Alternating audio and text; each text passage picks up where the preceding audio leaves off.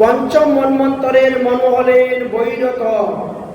ইনি প্রিয়ব্রতের পুত্র অর্থাৎ চতুর্থ মনু তামসের সহোদর ভাই ছিলেন। তাহার অর্জুন, বলি, বিন্দ প্রমুখ বহু পুত্র সন্তান উৎপন্ন হয়েছিল। পঞ্চম মন্বন্তরে যে ইন্দ্র ছিলেন তার নাম ছিল বিভু। পঞ্চম মন্বন্তরে ভূরত প্রমুখ আদি বহু দেবগণের জন্ম হয়েছিল। পঞ্চম মন্বন্তরে হিরণ্যরেখা, দেবশিরা আদি সপ্ত ঋষিগণ ছিলেন। পঞ্চম মন্বন্তরে শুক্র ঋষির ঔরসে তাহার স্ত্রী বৈকুণ্ঠার গর্ভে বৈকুণ্ঠবাসী দেবতাদের সহিত ভগবান প্রকট হয়েছিলেন। এবার ষষ্ঠ মন্বন্তরের কথা শুনুন। ষষ্ঠ মন্বন্তরের নাম ছিল চাক্ষুষ মন্বন্তর, আর ইনি ছিলেন চক্ষুষের পুত্র চাক্ষুষ। তার পুরুষ প্রদ্যুম্ন আদি প্রমুখ পুত্র সন্তানগণ জন্মগ্রহণ করেছিলেন। এই ষষ্ঠ মন্বন্তরে যে ইন্দ্র ছিল তার নাম ছিল মন্ত্রধূম নামক ইন্দ্র। ষষ্ঠ মন্বন্তরে দেবতাদের নাম ছিল আপ্যায়ন আদি প্রমুখ। ষষ্ঠ মন্বন্তরে হবিষ্যন্যমান ভূরিভাগম আদি অনেক সপ্ত ঋষিগণ ছিলেন। এই ষষ্ঠ মন্বন্তরে ভগবান বিষ্ণু বৈরগীর স্ত্রী সম্প্রীতির গর্ভে অজিত নাম নিয়ে এক অংশে অবতীর্ণ হয়েছিলেন। এটা হলো ভগবানের মন্বন্তর অবতার। এতদ ভিন্ন এই ষষ্ঠ মন্বন্তরে একবার সমুদ্র মন্থন হয়েছিল। সমুদ্র মন্থনকে কেন্দ্র করে ভগবানকে প্রথমে কূর্ম রূপে অবতীর্ণ হতে হয়েছে, তারপর ধন্বন্তরী রূপে অবতীর্ণ হতে হয়েছিল, তারপরে মোহিনী রূপে অবতীর্ণ হয়েছিলেন। অতএব এই ষষ্ঠ মন্বন্তরে ভগবানের সবথেকে বেশি অবতার। অন্যান্য মন্বন্তরে এত অবতার ছিলেন না। এই কথা শ্রবণ করার পর পরীক্ষিত মহারাজ বলছেন, গুরুদেব, তাহলে সমুদ্র মন্থনের লীলা কথায় আপনি আমার নিকটে বিস্তারিত ভাবে শ্রবণ বর্ণন করুন। আমি শ্রবণ করিতে চাই। পরমহংস শিরোমণি সুখদেব গোস্বামী পাদ বললেন, হে মহারাজ পরীক্ষিত, কোন এক সময়ে দুর্বাসা ঋষি বৈকুণ্ঠ ধামে গিয়েছিলেন। সাক্ষাৎ নারায়ণের সঙ্গে দেখা করলেন, নারায়ণকে প্রণাম করলেন, নারায়ণের প্রসাদ গ্রহণ করলেন। ভগবান স্বয়ং নিজের গলার থেকে মালা খুলে দুর্বাসা ঋষিকে পরিয়ে দিয়েছেন। দুর্বাসা ঋষি সেই মালা নিয়ে মনের আনন্দে তিনি মৃত্যুলোকে আসতেছেন। রাস্তায় দৈবক্রমে দেবরাজ ইন্দ্রের সঙ্গে সাক্ষাৎ। দেবরাজ ইন্দ্র হাতির পিঠে হয়ে তিনি যাচ্ছেন, আর দুর্বাসা ঋষি আসতেছেন। ইন্দ্র জানেন দুর্বাসা ঋষি অত্যন্ত ক্রোধী, তাই তাড়াতাড়ি হাতির পিঠের থেকে নেমে গিয়েছেন। নেমে গিয়ে দুই হাত জোর করে প্রণাম করছেন। প্রণাম ঋষিবর, কোথায় গিয়েছিলেন, কোথা থেকে আগমন? ঋষি সমস্ত ঘটনা বললেন। তারপরে তিনি নিজের গলার থেকে মালা খুলে পরিয়ে দিলেন ইন্দ্রের গলায়। ভগবানের প্রসাদী মালা পরিয়ে দিয়েছেন, দিয়ে তিনি তিনার মতো চলে যাচ্ছেন। কিন্তু এই মালা ইন্দ্রের পছন্দ হলো না, কারণ ইন্দ্র তো স্বর্গের পারিজাত পুষ্পের মালা গলায় দেন। অতএব সাধারণ অন্যান্য ফুলের মালা তো তার কাছে পছন্দ নয়। এই সাধারণ মালা গুনিয়ে আমি ঘুরে বেড়াবো, তার থেকে মালা ছাড়াই থাকা ভালো। গলার থেকে মালাটা খুলে হাতির গলায় দিয়ে দিয়েছে, যা। কিন্তু হাতি তো একটা অজ্ঞান প্রাণী, সে কি জানে মালার মহিমা, যে এটা ভগবানের প্রসাদী মালা। সে দেখলো আমার গলার মধ্যে কি একটা দিয়েছে, অসুবিধা হচ্ছে, টান দিয়ে সুর দিয়ে টান দিয়ে ছিঁড়ে ফেলে দিয়েছে, মাটিতে পড়ে গেছে মালা। পা দিয়ে ফুসলাই দিয়েছে। কিন্তু দৈবক্রমে দুর্বাসা ঋষি পিছন দিকে তাকালেন, আর এই দৃশ্য দেখার পরে বড় দুঃখ পেলেন।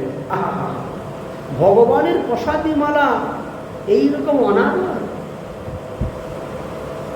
দুঃখ পেয়ে গেলেন। ও, সে ধনে গর্বে মদে মত্ত হয়ে গিয়েছে। স্বর্গের রাজা তো, অনেক বৈভব, এই জন্য এই মালাটা তার পছন্দ হলো না। তাহলে একে শাস্তি দিতে হবে। যা ইন্দ্র, আমি তোকে অভিসম্পদ দিলাম, তুমি শ্রীহীন হও। ইন্দ্র শ্রী মানে লক্ষ্মী, শ্রী মানে সম্পদ। শ্রীহীন হও। দুর্বাসার অভিশাপের কারণে মা লক্ষ্মী আর স্বর্গে থাকতে পারলেন না। তিনি স্বর্গ ত্যাগ করে চলে গেলেন বৈকুণ্ঠে। নারায়ণের কাছে গিয়ে বলছেন, ওগো, আমি দুর্বাসার অভিশাপের কারণে স্বর্গ ত্যাগ করে এসেছি, এখন আমি কোথায় যাই বলো। নারায়ণ বললেন, তুমি যাও, সমুদ্রে প্রবেশ করো, সমুদ্রে গিয়ে থাকো। পরবর্তী সময়ে যখন সমুদ্র মন্থন হবে, সেই সময় আমি সমুদ্র থেকে তোমাকে তুলব, তোমার আমার বিবাহ হবে। তাহলে ভাগ্য লক্ষ্মী, স্বর্গ লক্ষ্মী, বৈভব লক্ষ্মী, রাজ্য লক্ষ্মী আর বৈকুণ্ঠের লক্ষ্মী, এইভাবে লক্ষ্মী দেবীও 5 জন আছেন। যাই হোক, এবার দেবরাজ ইন্দ্রের স্বর্গ নষ্ট হইতে শুরু হয়ে গেল। লক্ষ্মী দেবী যখন চলে গেলে, লক্ষ্মীর তো এক নাম চঞ্চলা, বড় চঞ্চল, বেশি দিন কোথায় থাকেন না। যতদিন তাকে ভালোবাসে, যতদিন তার বিধিবিধান অনুসারে সেবা পূজা করে, ততদিন তিনি থাকেন। আর যখনই একটু গন্ডগোল দেখলেন, বাবা আমি চললাম, থাক। লক্ষ্মী দেবী চলে যাওয়ার সঙ্গে সঙ্গে স্বর্গ হয়ে গেল অন্ধকারময়, শ্রীহীন হয়ে গেলেন। সমস্ত সৌন্দর্য নষ্ট হতে শুরু হয়ে গেল। দেবরাজ ইন্দ্র হাহাকার করে কান্নাকাটি করতে করতে ব্রহ্মার কাছে গেলেন। ব্রহ্মা বললেন, যাও বিষ্ণুর কাছে, আমি কি করব। বিষ্ণুর কাছে যখন গেলেন, বিষ্ণু বললেন, সমুদ্র মন্থন করলে পরে সেই লক্ষ্মীকে পুনরায় তোমরা প্রাপ্ত হইতে পারবে। কিন্তু সমুদ্র মন্থন করা তো বিশাল শক্তির কাজ, কারণ মন্দার পর্বতকে আনতে হবে, ঘরে উঁচু করে তুলে এনে সমুদ্রে ফেলতে হবে, সেটা হবে মন্থন দণ্ড। বাসুকি নাগকে আনতে হবে, সে হবে মন্থনের রজু। অনেক শক্তির প্রয়োজন। একদিকে সমস্ত দেবগণ, একদিকে সমস্ত দৈত্যগণ মিলে এই কাজ করতে হবে। দেবতাদের শরীরে এত শক্তি নাই, এই অসুরের সঙ্গে সন্ধি করতে হবে, করে তোমাদেরকে এই কাজ করতে হবে। এই কাজ অল্পতে সাধিত হবে না, অতএব অসুরদের সঙ্গে সন্ধি করতে হবে। কি সন্ধি করব? সমুদ্র মন্থন থেকে যাহা যাহা দ্রব্য উঠবে, আমরা সবাই সমান ভাগে ভাগ করে নিব। এই সন্ধি, এই চুক্তি করে তোমরা সমুদ্র মন্থন কার্য আরম্ভ করো। সমুদ্র মন্থন করতে গেলে প্রথমে ঔষধি জাতীয় বৃক্ষগণ সমুদ্রের মধ্যে ফেলতে হবে। তবে প্রথমে সমুদ্রের জলের মধ্যে যে বিষাক্ত পদার্থ আছে সেইগুলা উঠবে, সেইগুলাকে তুলে ফেলে দেওয়া হবে। তারপরে সমুদ্র মন্থনে অনেক অনেক রত্ন উঠবে, সেটা তোমরা সমান ভাগে ভাগ করে নিবে। এই হলো ব্যবস্থা। উভয়ের মধ্যে কথাবার্তা ঠিক হয়ে গেল। সেই সময়ে অসুরদের মধ্যে রাজা ছিলেন প্রহ্লাদের নাতি বলিরাজ। প্রহ্লাদের পুত্রের নাম ছিল বিরোচন, আর বিরোচনের পুত্র ছিলেন বলি। এই বলি রাজা সেই সময়ে অসুরদের মধ্যে রাজা ছিলেন। তিনার কাছে গিয়ে যখন প্রস্তাব দেওয়া হলো, সেই প্রস্তাবে তিনি রাজি হয়ে গেলেন। প্রথম তিনি রাজি হতে ছিলেন না, কারণ তিনি অনেকবার ইন্দ্রকে প্রস্তাব দিয়েছিলেন যে 6 মাস তোমরা স্বর্গরাজ্য ভোগ করো, 6 মাস আমরা স্বর্গরাজ্য ভোগ করব, না হলে 1 মাস তোমরা 1 মাস আমরা, 1 মাস তোমরা 1 মাস আমরা, কারণ আমরাও তো পশু কৃষিরই সন্তান। তোমরা তোমাদের যেমন স্বর্গরাজ্যের উপর অধিকার আছে, আমাদেরও স্বর্গরাজ্যের উপরে অধিকার আছে। কিন্তু দেবরাজ ইন্দ্র এটা মানতে চান নাই, তো এই জন্য ওই গন্ডগোলটা ছিল। এবার যখন সন্ধি নিতে এসেছে, রাজি হয়ে গেলেন। সন্ধি অনুসারে সবাই মিলে অসুর, দৈত্য, দানব একত্রিত হয়ে গেলেন মন্দার পর্বতকে নিয়ে আসার জন্য। কিন্তু পর্বত এত ভারী যে কিছু দূর আসতে না আসতেই পর্বতের ওজনে সবাই পরে চ্যাপ্টা হয়ে গিয়েছে। যেমন দেবতা তেমন অসুর। তখন ভগবান অজিত দেব কি উপস্থিত হলেন, এক হস্ত দিয়ে সেই পর্বত থেকে তুলে নিলেন, নিয়ে গরুর পৃষ্ঠে বসিয়ে দিলেন। গরুর সেই পর্বতকে নিয়ে এসে সমুদ্রের মধ্যে স্থাপন করলেন। বাসুকী নাগকে আনা হলো। ভগবান অজিত সমস্ত দেবতাদেরকে নিয়ে গিয়ে সাপের মুখের দিকে ধরে দাঁড়িয়ে আছে। অসুরগণ এসেছেন, ওরা বলছে আমরা সাপের লেজ ধরব না। তার মানে প্রমাণ করাতে চাও তোমরা হলে পৃথিবীর মধ্যে শ্রেষ্ঠ বলবান বীর, আমরা কাপুরুষ, তাই আমরা সাপের লেজ ধরতেছি। আমরা সাপের লেজ ধরব না। যদি সমুদ্র মন্থন করতে হয় তাহলে সাপের মুখের দিকে আমাদেরকে ধরতে হবে, আমরা ধরব, সেটা দিতে হবে। ভগবান বললেন ঠিক আছে বাবা, একদিকে ধরতেই হবে, না হলে তো হবে না। নাও তোমরাই সাপের মুখের দিকে ধরো, আমরা লেজের দিকেই ধরতেছি। চলো সমুদ্র মন্থন শুরু হলো সমুদ্র মন্থন কাজ। যত ঔষধি বৃক্ষ সব সমুদ্রের মধ্যে ফেলা হলো। মন্থন শুরু হলো, জল একেবারে ঘুরতে শুরু হলো। হতে হতে সমস্ত বিষাক্ত দ্রব্য একত্রিত হয়ে গেল। সেটা মন্থন দণ্ডের দ্বারা পৃষ্ঠ শুরু হলো। তার থেকে কালকুট বিষ উৎপন্ন হয়ে গেল। সেই বিষ উৎপন্ন হয়েছে। এদিকে মন্থন যখন আরম্ভ হয়েছে, বাসুকী নাগের উপরে টান পড়েছে। বাসুকী নাগের মুখ দিয়ে গরম শ্বাস বেরোতে শুরু হয়েছে। ওই শ্বাস অসুরদের গায়ের মধ্যে লাগা সত্ত্বেই বড় বড় ফুসকা পড়ে গেল। সমস্ত শরীর কালো হয়ে গেল, বিবর্ণ হয়ে গেল, একেবারে অসুরদের চেহারা নষ্ট হয়ে গেল। ভগবান অজিত আকাশের দিকে তাকালেন। মন্দ মন্দ শীতল হাওয়া চলছে, রিমঝিম রিমঝিম 2-1 ফোঁটা বৃষ্টি পড়তেছে। সমুদ্র মন্থনে ঘাম বেরোচ্ছে সবার টপ করে, কারণ নিচে তো কোনো আধার নাই। যার কারণে বারবার এই মন্থন দণ্ডরূপী সেই পর্বতটা জলের নিচে ডুবে যাচ্ছে।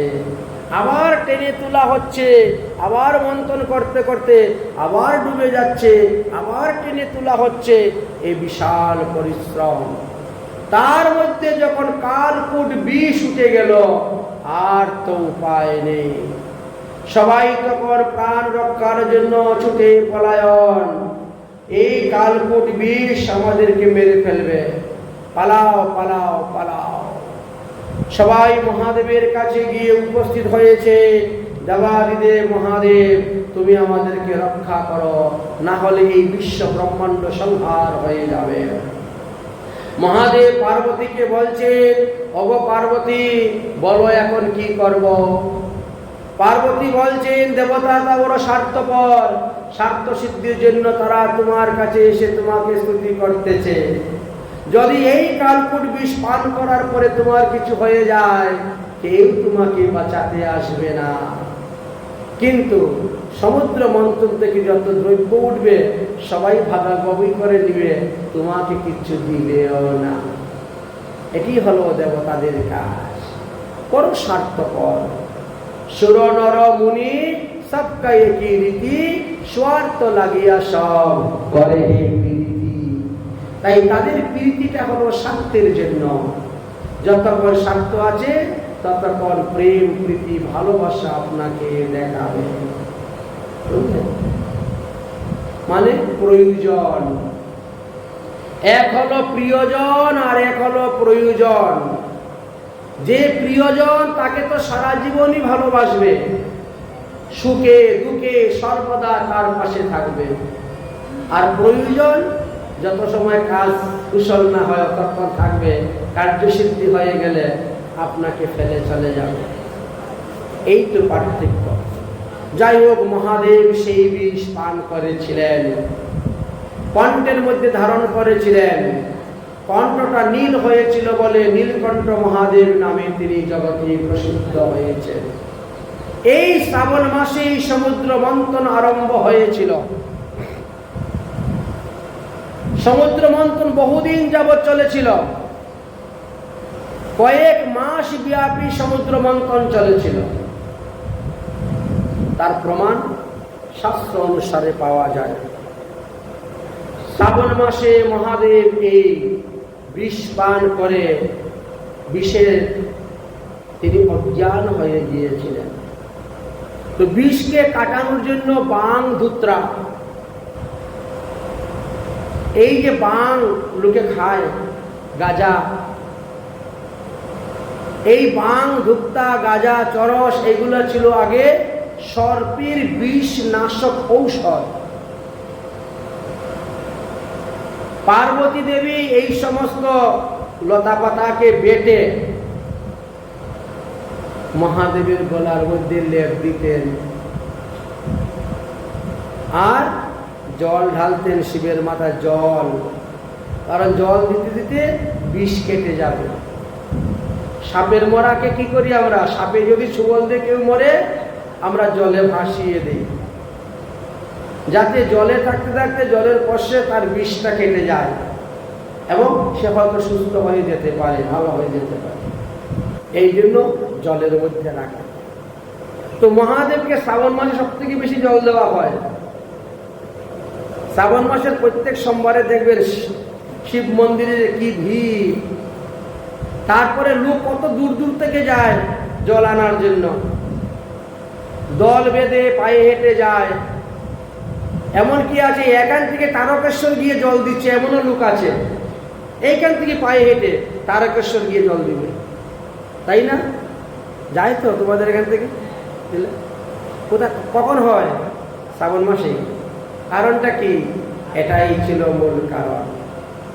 কারণ এই শ্রাবণ মাসে সমুদ্র মন্থন আরম্ভ হয়েছিল, কালকূট বিষ উঠেছিল, মহাদেব সেটা পান করে অজ্ঞান হয়ে পড়ে গেছিলেন।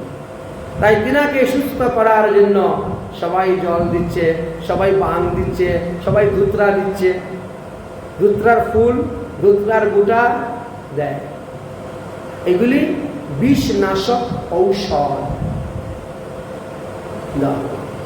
যাই হোক, সমুদ্র মন্থন করতে করতে করতে করতে পৌষ মাস এসে উপস্থিত হয়ে গেল।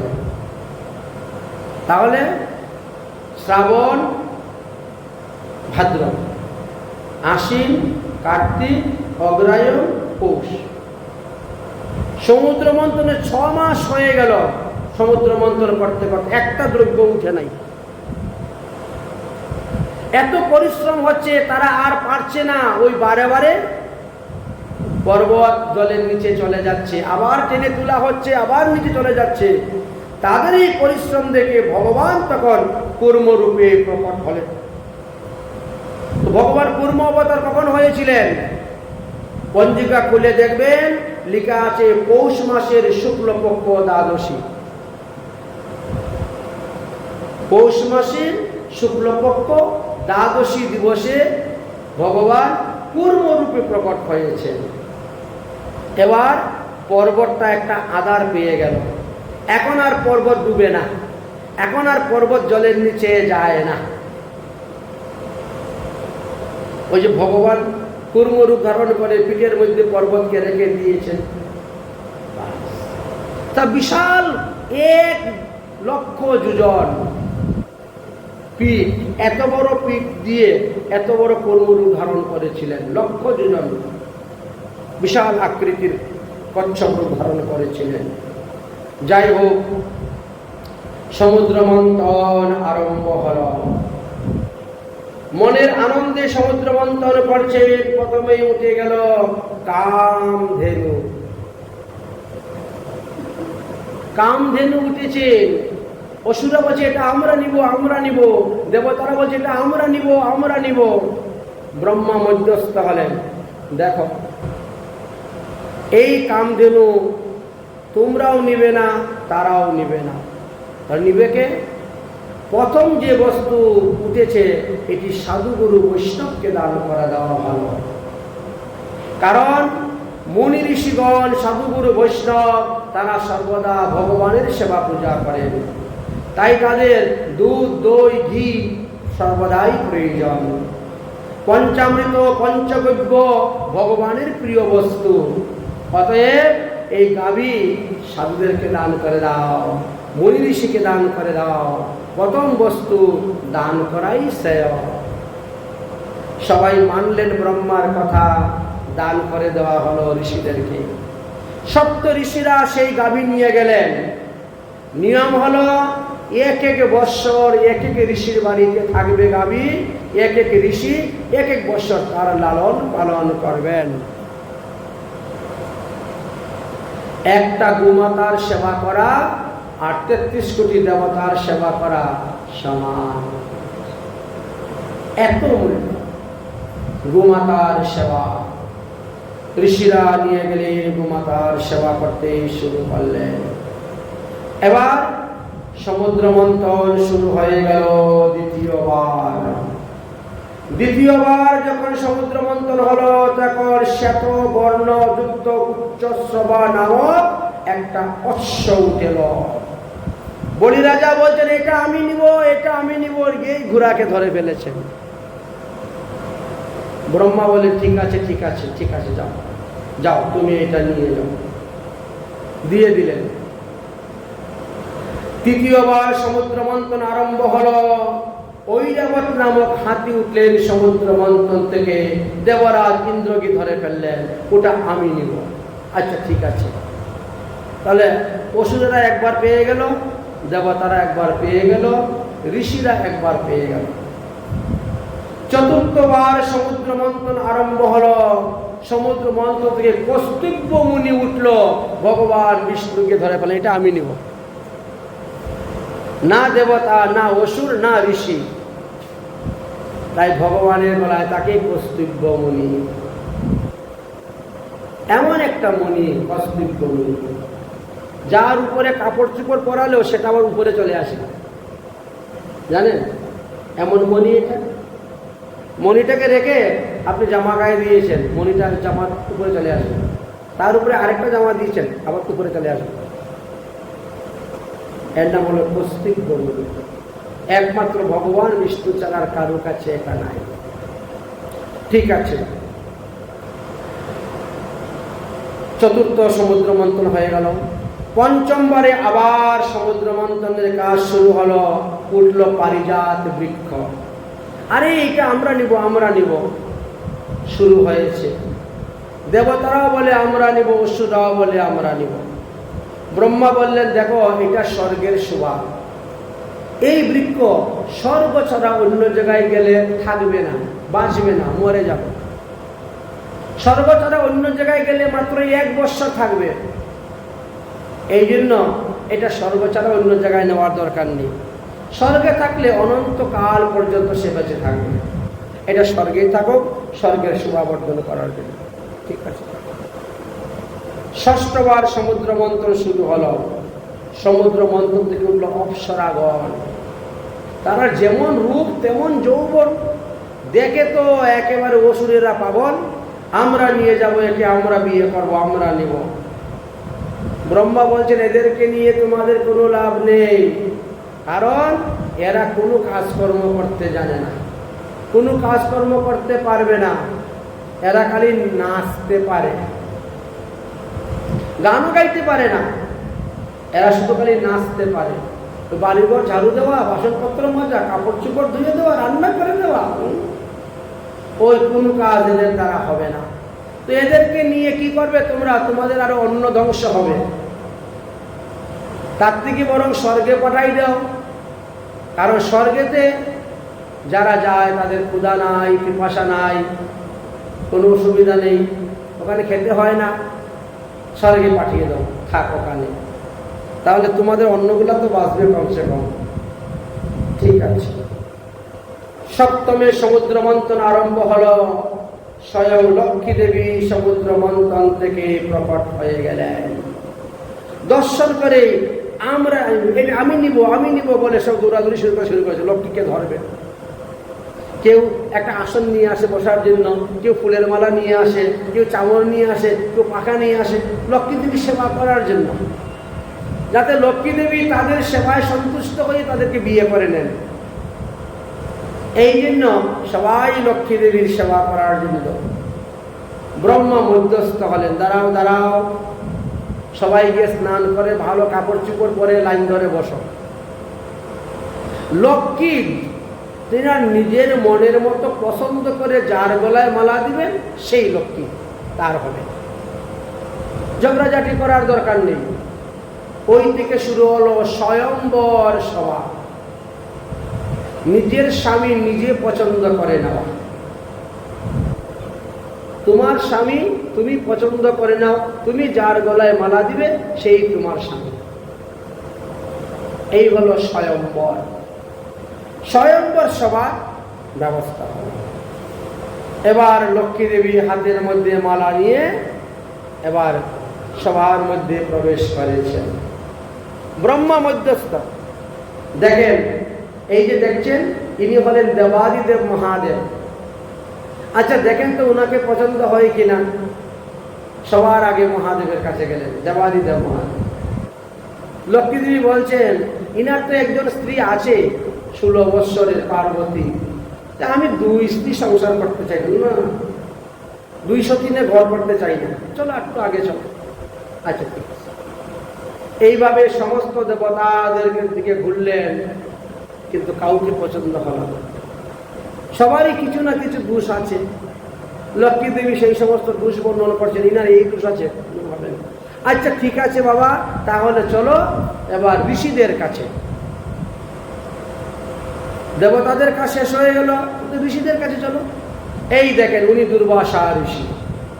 ইনাকে পছন্দ হয় কিনা? ওরে বাবা, উনি যে ক্রোধী। আচ্ছা স্বামী যদি দিনের মধ্যে একবার রাগ করে সহ্য হয়, বা সপ্তাহে একবার, মাসে একবার, দিনেই যদি 10 বার রাগ করে মুহূর্তে তাহলে সহ্য হয়? যদি বারে বারে ক্রোধ করে, বারে বারে ইয়ে করে, তাহলে সহ্য হবে না।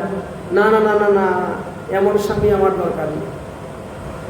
ঘুরতে ঘুরতে সব ঋষিদেরই কিছু না কিছু আছে। এইভাবে সমস্ত ঘুরছেন, আর যার সামনে যাচ্ছেন ব্রহ্মা বলছে দেখেন ওনাকে পছন্দ হয় কিনা। লক্ষ্মী আরম্ভ করে দিলেন ওনার পাঁচালী। লক্ষ্মীর পাঁচালী শুরু হয়ে গেল। ইনি এই দোষ, ইনার ওই দোষ, ওনার এই দোষ। না না না, ইনাকে বিয়ে করা আমি সুখী হতে পারবো না। এইভাবে করতে করতে আর ভগবান বিষ্ণু সবার পিছনে মাথা নিচু করে বসে আছে। লক্ষ্মী দেবী সবার জায়গা ঘুরতে ঘুরতে গিয়ে নারায়ণের গলায় মালা দিয়ে দিলেন। এইভাবে লক্ষ্মী নারায়ণের বিবাহ হলো। নারায়ণ লক্ষ্মীকে নিয়ে চলে গেলেন। এবার তো অসুরেরা সব লেগে গিয়েছে। 7 বার সমুদ্র মন্থনে 7টা দ্রব্য উঠেছে, কিন্তু আমরা একবার মাত্র একটা ঘোড়া পেয়েছি, আর কিচ্ছু পাই নাই। আমরা আর সমুদ্র মন্থন করব না, তোমরা এখন সমুদ্র মন্থন করো। তোমরাই যখন সবকিছু নিবে, তোমরাই সমুদ্র মন্থন করো। আমরা পরিশ্রম করে খেটে মরবো, আর তোমরা মধ্যখানে সবকিছু নিয়ে যাবে, দরকার নেই। ভগবান অজিত মধ্যস্থ হয়ে বললেন আমি প্রতিজ্ঞা করে কথা দিলাম, এখন যে বস্তু উঠবে সেটা তোমাদেরকে দেওয়া হবে, কেউ দাবি করবেন না। না কোনো দেবতা, না কোনো মুনি ঋষি, কেউ এতে হাত দিবেন না, কেউ দাবি করবেন না।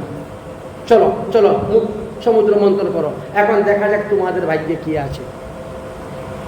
এখন যেটা উঠবে এটা তোমাদের ভাগ্য, আর এটা সম্পূর্ণ তোমরাই নিবে, আর কেউ নেবে না। অসুরেরা এখন সন্তুষ্ট, খুশি মনে প্রাণে গিয়ে আরম্ভ করলেন সমুদ্র মন্থন। উঠল কি? মদ উঠেছে, বারুনি মদিরা। মদ খেয়ে তো একেবারে মত্ত। দেবতারা কিন্তু এক ফোঁটা নেনে, দেবতারা মদ খান না, বা ভক্তদেরও মদ খাওয়া নিষিদ্ধ।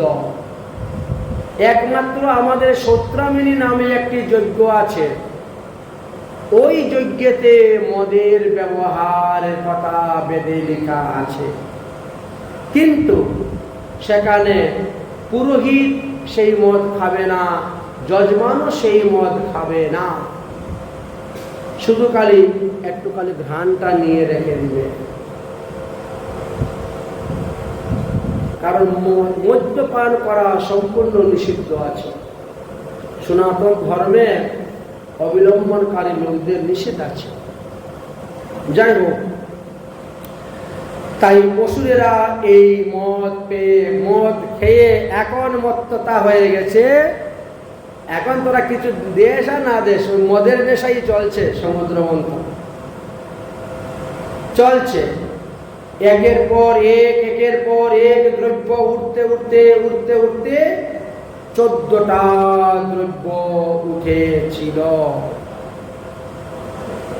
সব শেষে ভগবান এক অংশে ধন্বন্তরী রূপ ধারণ করে অমৃতের কলস কাঁধের মধ্যে করে নিয়ে তিনি উঠলেন। যেই অমৃতের কলস নিয়ে উঠেছেন, এটা কি অমৃতের কলস। অসুরেরা সব দৌড়তে শুরু করলো, ধর, এটা আগে আমরা নিব। ধন্বন্তরী ভগবান নিজের প্রাণ রক্ষা করার জন্য অমৃতের কলস নিয়ে দৌড়তে শুরু করেছেন। কয়েক ফুটা অমৃত কলস থেকে পড়ে গিয়েছে। জানা যায় যে তার থেকে তুলসী বৃক্ষের উৎপত্তি হয়েছিল। তুলসী বৃক্ষের জন্ম অমৃতের কলস থেকে হয়েছিল, এ কথা জানা যায়। যাই হোক, হয়গ্রীব নামে এক অসুর ছিলেন। সেই অসুর ধন্বন্তরীর স্কন্ধ থেকে অমৃতের কলস হরণ করে নিয়ে ছুটে পালাচ্ছেন। একজন রাক্ষস দৈত্য আরেকজনের কাছ থেকে অমৃত নিচ্ছে, একজনের কাছ থেকে আরেকজনের অমৃত নিচ্ছে, কিন্তু পান করতে পারছে না, খালি কলস নিয়ে দৌড়াদৌড়ি চলছে। ভগবান দেখলেন বিপদ হয়ে যাবে, এই অমৃত পান করে যদি অসুরেরা অমর হয়ে যায়, পৃথিবীতে অসুর ছাড়া আর কোনো প্রাণী থাকবে না, সৃষ্টি সব নষ্ট করে দিবে অসুরেরা। এই জন্য ভগবানকে তখন কি করতে হলো? মোহিনী রূপ ধারণ করতে হলো। ভগবান মোহিনী রূপ, নারী রূপ ধারণ করে বড় অঙ্গি ভঙ্গি করে রাস্তার মধ্যে দাঁড়িয়েছেন। মোহিনী দেবীকে দর্শন করে নব যৌবন সম্পন্ন প্রীতি স্তনাভারতম সম্বৃতা মুখোমুদানিনাং ভক্তিং লিঙ্গনানমরবলোচনাম। রূপ যৌবন সম্পূর্ণ সেই মোহিনীকে দর্শন করে তারা মোহিত হয়ে গেছেন, অমৃত পান করা পর্যন্ত ভুলে গিয়েছেন। এমন রূপ, এমন ভাবে তারা মোহিত হলেন।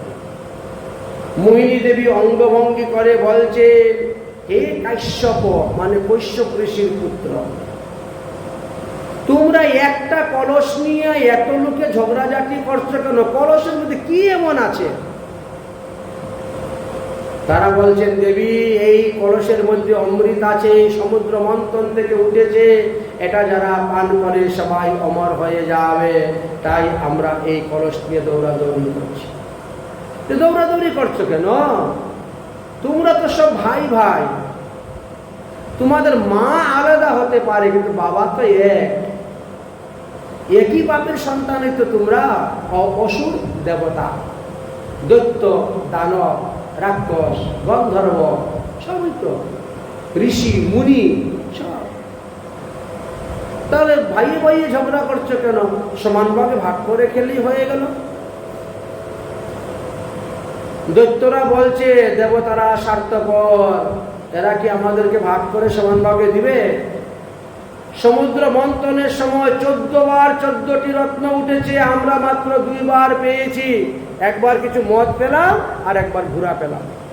আর সব তারাই নিয়ে নিল, তাই অমৃতের কলস আমরা নিয়ে যাবো, এদেরকে দিব না। আচ্ছা শুনো শুনো বাবা, অন্যান্য জিনিস তো খাওয়ার বস্তু নয়, কিন্তু এইটা তো খাবারের বস্তু। এটা ইচ্ছা করলে 1 চামচ করে সবাই খেতে পারে। 1 কলস অমৃত কম ব্যাপার নাকি? আর 1 চামচ অমৃত যদি আপনি দেবতারকে দেন, তাতে তো কোনো ক্ষতি হবে না। তাই এটা নিয়ে আবার ভাইয়ে ভাইয়ে ঝগড়া কেন? ওরা মোহিনীর কথাতে একেবারে মোহিত হয়ে গেছে। বলছে তাহলে এই নেন অমৃতের কলস, আপনি তাহলে ভাগ করে দেন, বন্টন করে দেন। মোহিনী বলছেন, আমার মতো নারীকে তোমরা বিশ্বাস করতেছ?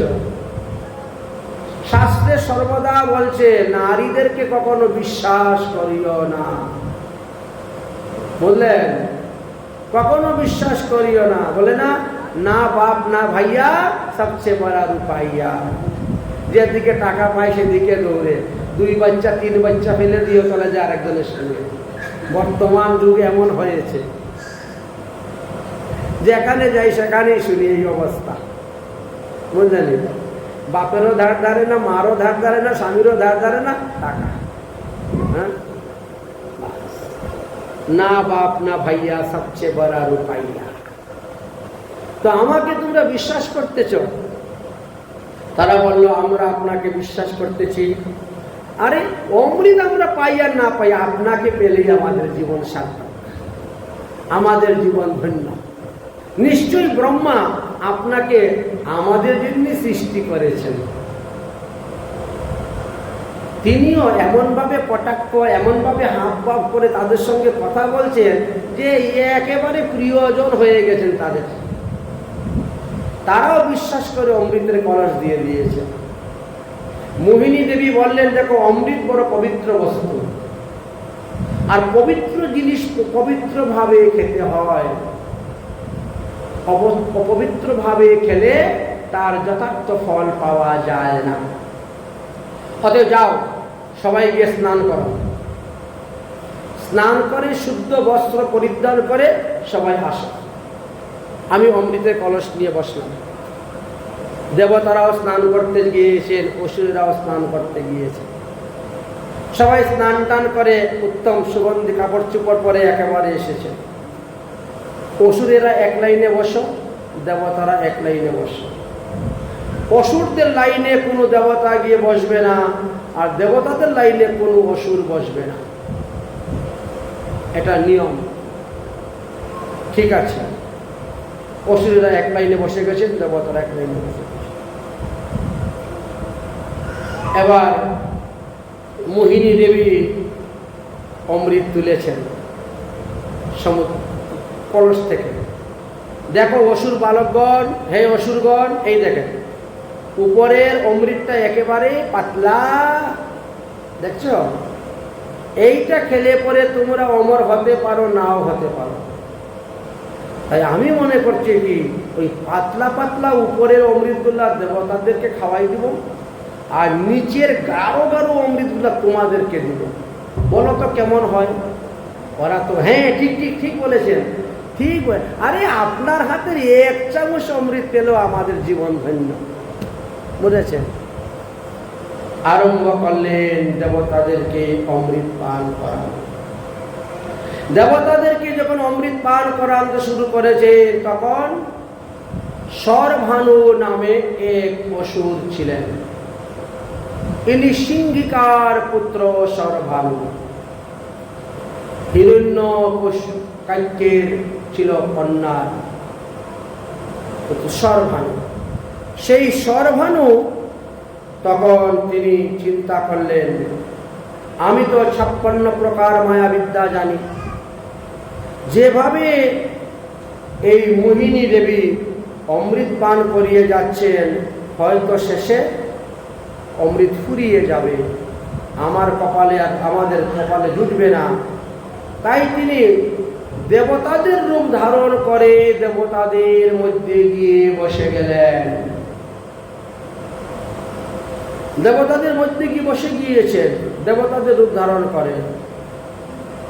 অন্তর্যামী ভগবান সবই জানেন, কিন্তু একটা নিয়ম আছে। পঙ্গজ যখন শুরু হয়ে যাবে তখন সমান ভাগে সবাইকে পরিবেশন করতে হবে। একজনকে বাদ দিয়ে আরেকজনকে পরিবেশন করলে হবে না। একজনকে 4 হাতা পায়াস দিয়ে দিব আর একজনকে 1 হাতা পায়াস দিয়ে যাব, হবে না। সমানভাবে দিতে হবে, না হলে অপরাধ হয়, তাকে নরকে যেতে হয়। তাই ভগবান জেনে শুনে বুঝেও সর্বানুকে তিনি অমৃত দিয়ে দিলেন। দেওয়ার সঙ্গে সঙ্গে চন্দ্র সূর্য উঠে দাঁড়িয়ে গেলেন, হে প্রভু, আপনাকে বারবার ইঙ্গিত দিচ্ছি, ও আমাদের দেবতা নয়, ও অসুর। দেবতাদের রূপ ধারণ করে এখানে বসেছে, কেন আপনি তাকে অমৃত দিলেন? আর এই কথা বলার সঙ্গে সঙ্গে ভগবান মোহিনী রূপ ত্যাগ করে দিয়ে বিষ্ণু রূপ ধারণ করলেন, আর চন্দ্রদেবের কাছে অমৃতের কলস দিয়ে বলেন, তুমি পালাও অমৃতের কলস নিয়ে। সর্বাণু তো পাওয়া মাত্রই মুখে দিয়ে খাওয়া শুরু করে দিয়েছে।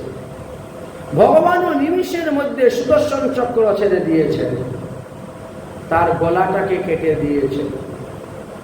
গলাটাকে কেটে দেওয়ার কারণে তার হয়ে গেল ক্রোধ। তিনি বলছেন, ওরে চন্দ্র, তোর কারণে আজকে আমার দেহের এই পরিণতি। ওরে সূর্য, তোর কারণে আজকে আমার এই দেহের পরিণতি। তোকে এখন সুযোগ পেলে আমি খাব। বলে চন্দ্র হা করে ছুটছে সূর্যের দিকে, গিয়ে সূর্যকে ধরে যখন খেয়ে ফেলে তখন হয় সূর্য গ্রহণ। কিন্তু গলা তো কাটা, এদিকে সূর্য ঢুকলেন, ওইদিকে বেরিয়ে চলে আসেন। কাটা গলায় আর কি করবে? এখন কথা হলো, যতক্ষণ সূর্য গ্রহের ওই অসুরের মুখের ভিতরে থাকেন, সর্বাণুর মুখের ভিতরে থাকেন, ততক্ষণই হলো চন্দ্রগ্রহণ, সূর্যগ্রহণ। চন্দ্র যতক্ষণ থাকে ততক্ষণ চন্দ্রগ্রহণ। তো ধরার যে ছুটে, সেটাকেই বলা হয় সূতককাল। এই জন্য এই সর্বাণুর দুটা নাম হয়ে গেল। অমৃত পার করার পরে তিনি অমরত্ব লাভ করলেন, এবং ভগবানের কৃপায় তিনি 9টি গ্রহের মধ্যে 2টি গ্রহ দেবতা রূপে প্রকাশ হয়ে গেলেন, রাহু আর কেতু। এই 2 রূপে তিনি প্রকট হয়েছেন। এবার রাহু যায় চন্দ্রকে গ্রাস করতে, সূর্যকে গ্রাস করতে। আদিত্য গ্রহণে প্রাপ্ত পূর্ব জাম চতুষ্টয়ম ন পূর্জাত ভুজনম বিদ্যানম সূর্যাত বৃদ্ধানমস্ত ভুজনম। সূর্যগ্রহণ আরম্ভ হওয়ার 12 ঘন্টা আগের থেকেই ভগবানের সেবা পূজা বন্ধ। সূর্যগ্রহণ যখন আরম্ভ হয় তার 12 ঘন্টা আগে থেকেই ভগবানের সেবা পূজা বন্ধ, আর ঠাকুর ঘরে যাওয়া যাবে না। মনে করেন আজকে এই সন্ধ্যা 5টার সময় সূর্যগ্রহণ, তাহলে তার 12 ঘন্টা আগে ভোর 5টা, ভোরে 4টার সময় উঠে আপনি মঙ্গল আরতি করে, ঠাকুরের সেবা পূজা করে, ঠাকুরের ভোগ দিয়ে ঠাকুর শয়ন হয়ে গেল। আর ঠাকুরের সিঙ্গার আরতি হবে না। 8টার সময় যে আমরা সিঙ্গার আরতি করি, ভোগ দেই, হবে না। দুপুরে 12টার সময় আমরা মধ্যাহ্ন ভোগ দিয়ে আরতি করি, হবে না। বিকাল 4টার সময় ঠাকুর জাগাইয়ে একটা শীতল ভোগ দেই, হবে না। সব বন্ধ। গ্রহণ শেষ হওয়ার পরে আপনি সবস্ত্রে স্নান করবেন, তিলকান্ডি করবেন, তারপরে ঠাকুর ঘরে যাবেন, ঠাকুর জাগাবেন। তাই সূর্যগ্রহণ আরম্ভ হওয়ার 12 ঘন্টা আগের থেকেই ভগবত সেবা পূজা বন্ধ করে দিবেন। চন্দ্রগ্রহণ আরম্ভ হওয়ার 9 ঘন্টা আগের থেকেই সেবা পূজা বন্ধ। যারা সুস্থ সবল মানুষ, তারা ভোজনটাও পর্যন্ত সেইভাবে বন্ধ করে দিবেন।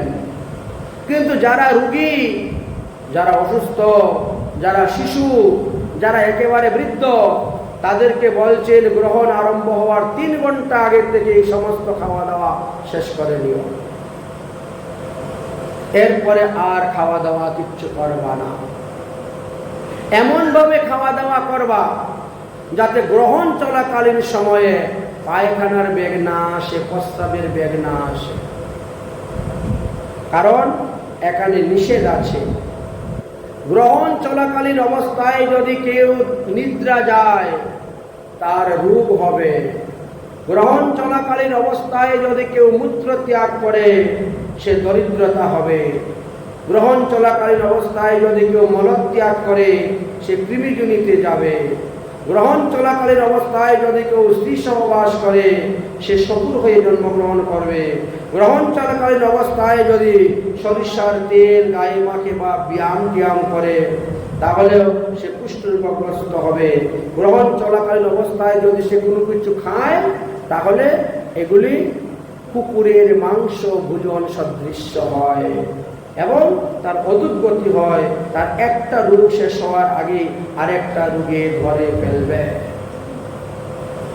গ্রহণ সমাপ্ত হওয়ার সঙ্গে সঙ্গে সবস্ত্রে স্নান করবেন।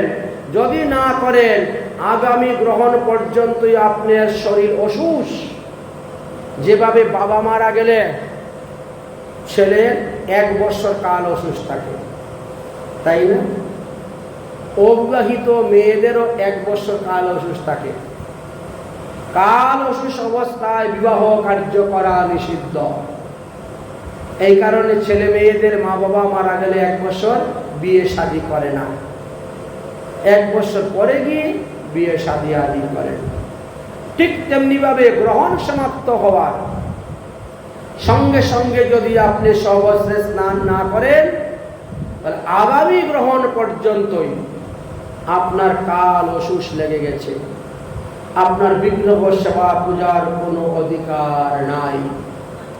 এই জন্য গ্রহণ কোনো সাধারণ বস্তু নয়। এদিকে সর্বাণুকে যখন এই অবস্থা হয়ে গেল সমস্ত অসুরগণ তখন ধর ধর মার মার বলে তারা যুদ্ধের জন্য প্রস্তুত হয়ে গেলেন। দেখ দেখ ভগবান বিষ্ণু কত বড় চতুর, দেবতাদের কার্য সিদ্ধি করার জন্য মোহিনী রূপ ধারণ করে আমাদেরকে মোহিত করে এবং অসুরদেরকে সমস্ত কিছু পান করিয়ে দিয়েছে। ধর ধর মার মার। ভগবান বিষ্ণু তখন অষ্টভুজা রূপ ধারণ করেছেন। 8 হাতে 8টি অস্ত্র নিয়ে শুরু হলেন অসুরের সঙ্গে যুদ্ধ। দেবতারাও যুদ্ধ করছেন। সেই যুদ্ধেতে কালনেমি রাক্ষস মারা গেল। মালি সুমালু নামক 2 দৈত্য মারা গেলেন। বলিরাজার মন্ত্রী মারা গেল, এমনকি বলিরাজা স্বয়ং মারা গেলেন। এই যুদ্ধেতে বিশাল দেবাসুর সংগ্রাম হয়েছিল।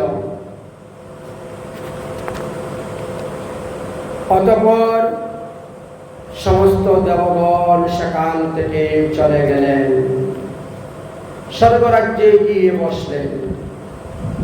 অসুরদের মনে বড় ক্রোধ আসলো, কিন্তু কি করবেন? শুক্রাচার্য শুনতে পেলেন আমার দৈত্য দানব রাক্ষস সব যুদ্ধ করতে গিয়ে মারা গিয়েছে। তিনি তখন যুদ্ধের ময়দানে গেলেন। যারা যারা মারা গিয়েছিল এদেরকে মৃত সঞ্জীবিনী মন্ত্র বলে বলে এদেরকে জীবিত করে নিয়ে চলে এসেছে। ওই মৃত সঞ্জীবিনী মন্ত্র একমাত্র শুক্রাচার্যই জানে না, আর কেউ জানে না। মরাকে জীবিত করতে পারে। তাই বলিরাজা জীবিত হয়ে গেলেন। অন্যান্য অসুর দৈত্য দানব রাক্ষসগণ যারা মারা গিয়েছিল যুদ্ধে তারাও সব জীবিত হয়ে গেলেন। এবার বলিরাজা বলছেন বিষ্ণু এমনই কাজ করলেন, আমরা এখন স্বর্গরাজ্য যুদ্ধ করতে যাব, স্বর্গরাজ্য দখল করব। শুক্রাচার্য বলছে না, এখন যেও না। প্রতিটা মানুষের জীবনে অনুকূল পরিবেশ আর প্রতিকূল পরিবেশ আসে। প্রতিকূল অবস্থায় যদি কোনো কাজ করতে যাও লাভ হবে না, অনুকূল অবস্থায় কাজ করলেই লাভ হয়। এখন তোমাদের প্রতিকূল সময়, এখন তোমরা স্বর্গে যুদ্ধ করতে যেও না। তাহলে অনুকূল সময় কখন আসবে? আসবে। তুমি এক কাজ করো, ব্রহ্মচর্য ব্রত পালন করে তপস্যা করো, তপস্যার দ্বারা শক্তি অর্জন করো, সাধুগুরু বৈষ্ণবের সেবা করো, তাদের কাছ থেকে আশীর্বাদ নাও, ব্রাহ্মণ নৈষ্ঠিক ব্রাহ্মণদের সেবা করো, তাদের কাছ থেকে আশীর্বাদ নাও। তারপরে অনুকূল সময় আসলে পরে আমি তোমাকে একটা যজ্ঞ করাবো। সেই যজ্ঞের ফল স্বরূপ তুমি গিয়ে স্বর্গরাজ্য যুদ্ধ করলে জয়লাভ করতে পারবে। অতএব এবার তুমি তোমার অনুকূল পরিস্থিতির অপেক্ষা করো। বলি মহারাজ তখন অপেক্ষায় আছেন। বেশ কিছুদিন তপস্যা করলেন, অপেক্ষা করলেন, সাধন করলেন, ভজন করলেন, ব্রহ্মচর্য পালন করলেন। যথা সময়ে এবার যজ্ঞ আরম্ভ করালেন। যজ্ঞ শুরু হলো। সেই যজ্ঞ কুণ্ড হইতে দিব্য রথ, দিব্য ঘোড়া, তুল, বাণ, স্বর, ধেনু, অক্ষয় কবচ ইত্যাদি সব প্রকট হইতে শুরু হল। ওই সমস্ত দ্রব্য যখন প্রাপ্ত হলেন তখন গুরুদেব আশীর্বাদ করলেন, যাও এবার তুমি স্বর্গে যাও, স্বর্গরাজ্য আক্রমণ করো। তারপরে বলিরা সসৈন্যে স্বর্গে গেলেন, যুদ্ধের জন্য আহ্বান করলেন। বিজুগুচ্ছ নামক স্থানে যুদ্ধের ব্যবস্থা হল। নর্মদা নদীর তটে শুরু হলো যুদ্ধ। সেই যুদ্ধেতে দেবতারা পরাজিত হয়ে গেলেন। বলি রাজা সমস্ত সৈন্যদেরকে সঙ্গে করে নিয়ে তিনি স্বর্গরাজ্যে উঠে গেলেন। স্বর্গরাজ্য দখল করলেন। পরে স্বর্গরাজ্যে রাজা হয়ে তিনি বসে গেলেন। এখন স্বর্গের রাজা, স্বর্গের ইন্দ্র বলি রাজা হয়ে গিয়েছে। এদিকে দেবতাদের মায়ের নাম হলো অদিতি। অদিতি মায়ের বড় দুঃখ, আমি জীবিত থাকতে আমার ছেলেদের এই দুঃখ কষ্ট দেখে আমি সহ্য করতে পারছি না। অতএব আমাদের এই ছেলের দুঃখ কষ্ট দূর করার জন্য আমি তপস্যা করব, যজ্ঞ করব, হোম করব, ব্রত করব, যাহাতে আমার একটি সুপুত্র সন্তান উৎপন্ন হয়। আর সেই পুত্র বলি রাজার কাছ থেকে স্বর্গরাজ্য এনে আমার পুত্র মন্ত্র ধ্রুবকে দান করতে পারে এমন পুত্র আমি চাই। এই জন্য তিনি কশ্যপ ঋষির খুব সেবা করতে শুরু করলেন। কশ্যপ ঋষি তার সেবাতে সন্তুষ্ট হয়ে বলছেন, দেবী তুমি আমার এত সেবা করতেছ, তোমার সেবাতে সন্তুষ্ট, অতএব বলো তুমি কি চাও। অদিতি বললেন, আপনি আমাকে এমন একটি পুত্র সন্তান দান করুন যে পুত্র আমার সতীনের সন্তানদের কাছ থেকে স্বর্গরাজ্য এনে আমার পুত্রদেরকে দান করতে পারে এমন একটি পুত্র আমি চাই। কশ্যপ ঋষি বললেন, তাহলে তোমাকে পয়ুব্রত করতে হবে।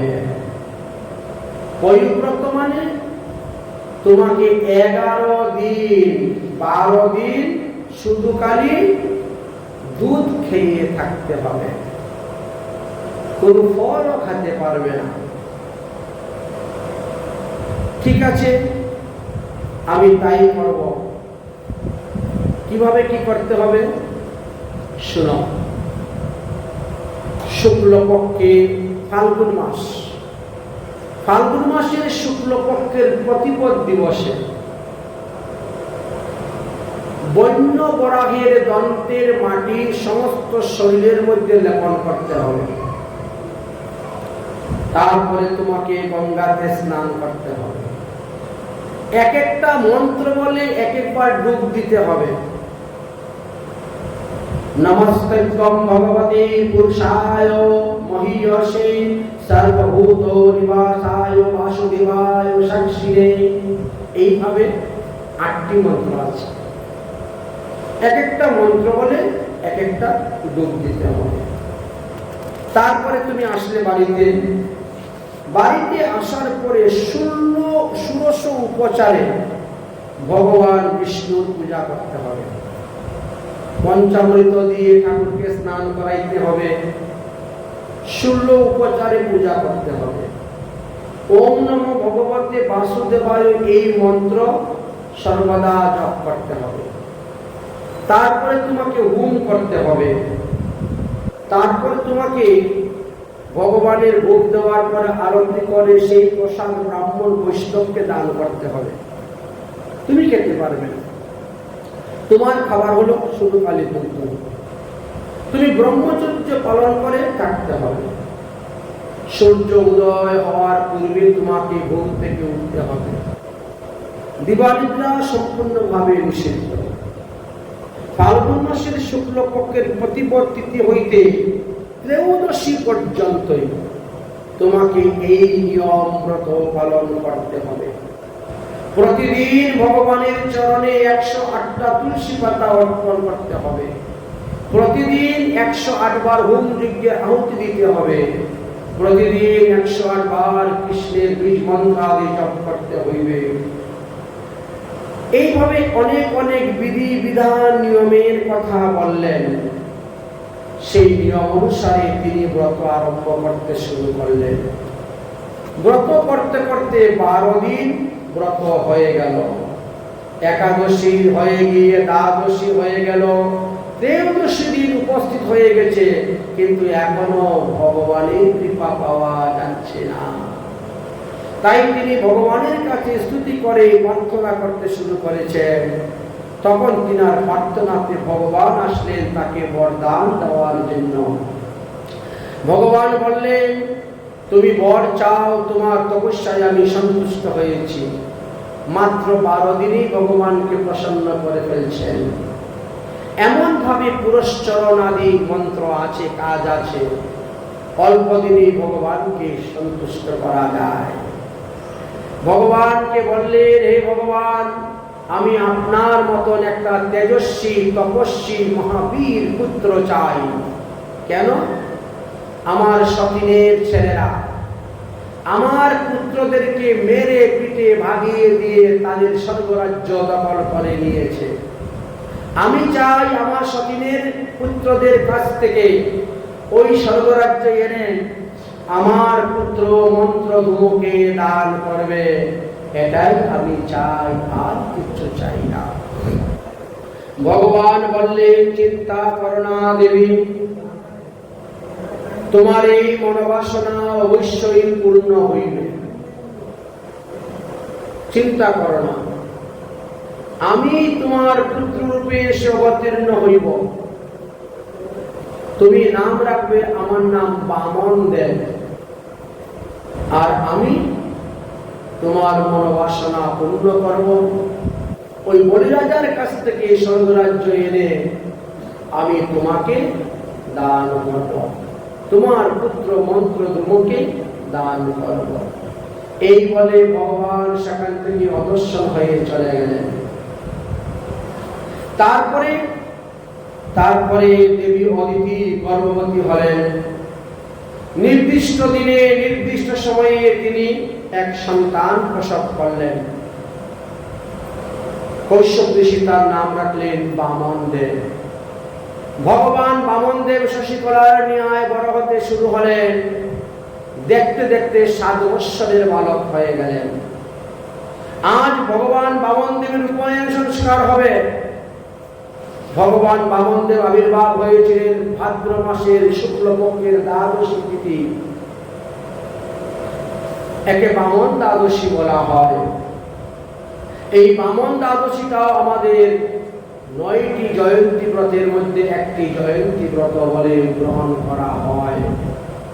যাই হোক, বামন ভগবানের এই উপনয়ন সংস্কারের জন্য সবাই এসে উপস্থিত হয়েছে। স্বয়ং ভগবান বিষ্ণু বামন রূপে প্রকট হয়েছেন। এই কথা জেনে সমস্ত দেবগণ, ঋষিগণ, মুনিগণ সবাই এসেছেন বামন ভগবানকে উপনয়ন সংস্কার করাবার জন্য। এই জন্য এক একজন এক এক বস্তু দান করতে শুরু করেছেন। সূর্যদেব এসেছেন গায়ত্রী মন্ত্র প্রদান করার জন্য। দেবগুরু বৃহস্পতি এসলেন পৈতা দেওয়ার জন্য, যজ্ঞোপবীত। কশ্যপ ঋষি দিলেন ডুর কপিল মেখলা। পৃথিবী দেবী দিলেন কৃষ্ণ সার চর্ম। বনস্পতি চন্দ্রদেব দিলেন একটা বাঁশের দণ্ড। মাতা অদিতি ডুর কপিল পরালেন তিনার ছেলেকে। আকাশস্থিত সমস্ত দেবগণ বামনদেবকে সুন্দর করে সাজালেন। বরুণ দেব এসে একটা ছত্র দান করলেন। মহারাজ দেবগর্ভ ব্রহ্মা এসে কমণ্ডল দান করলেন। সপ্ত ঋষিগণ কুশের আসন দিলেন। সরস্বতী দেবী অক্ষয় রুদ্রাক্ষের মালা দান করলেন। কেউ বা পাদুকা দান করলেন। এইভাবে এক একজন এক এক বস্তু দান করতে শুরু করেছেন। উপনয়ন সংস্কারের সময়ে কুবর দেব এসেছিলেন ভিক্ষার ঝোলা দেওয়ার জন্য। এইভাবে সবাই সবকিছু দান করেছে। এবার ভিক্ষা দেওয়ার জন্য কে আসলেন? ভিক্ষাং ভগবতী সাক্ষাৎ উমা অম্বিকা সতী। ভিক্ষা দেওয়ার জন্য সাক্ষাৎ উমা অম্বিকা সতী আসলেন, বুঝলেন? অর্থাৎ স্বয়ং পার্বতী দেবী, অম্বিকা দেবী, দুর্গা দেবী তিনি আসলেন ভিক্ষা দেওয়ার জন্য বামন ভগবানকে। ভিক্ষা গ্রহণ করার পরে 3 ঘর বা 7 ঘর ভিক্ষা করতে হয় নিয়ম। তাই তিনি ভিক্ষা করতে বেরিয়েছেন। ভিক্ষা করে যা ভিক্ষার দ্রব্য পেলেন সব এনে গুরুদেবের হাতে অর্পণ করলেন। গুরুদেব এই নেন ভিক্ষার দ্রব্য পেয়েছি। গুরুদেব ভিক্ষার দ্রব্য হাতে নিয়ে বলছেন, এই কটা ভিক্ষা নিয়ে আসলি? আরে এতে তো আমারই পেট ভরবে না, তো আমি তোকে কি খেতে দিব রে? ভিক্ষা গ্রহণের পর বা উপনয়ন সংস্কারের পর গুরুদেব প্রসাদ পাইয়ের পরে গিয়ে শিষ্যকে প্রসাদ পেতে হয়।